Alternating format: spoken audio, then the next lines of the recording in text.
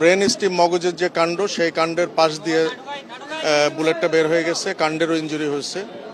এখন ওনাকে কৃত্রিম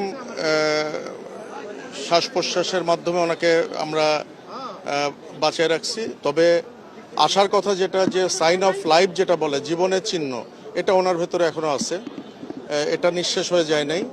আমরা আশাবাদী এবং আমি অপারেশনের টোটাল অপারেটিভ প্রসিডিউরের মধ্যে আমাকে অ্যানেস্থেশিয়া যিনি প্রফেসর উনি বারবার আমাকে অ্যাসিওর করছেন যে ওনার নিজস্ব যে ইফোর্ট, একটা মানুষের যে শ্বাস প্রশ্বাসের যে ইফোর্ট যেটা, ওটা ওনার ছিল।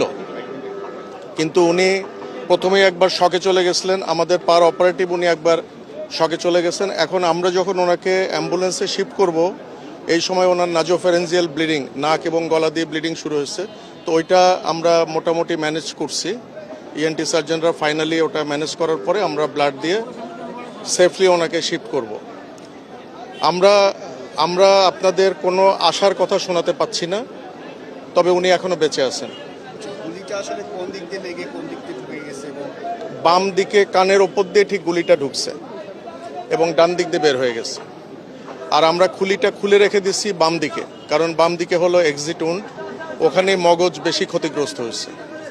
ওইদিকে আমরা খুলিটা খুলে রেখে দিচ্ছি। ডুরার যে ম্যানেজমেন্ট সেগুলো করছি, মগজ থেকে পানি বের করে দিয়ে মগজের চাপ কমায় দেওয়ার যে ব্যবস্থা সেগুলো আমরা করছি।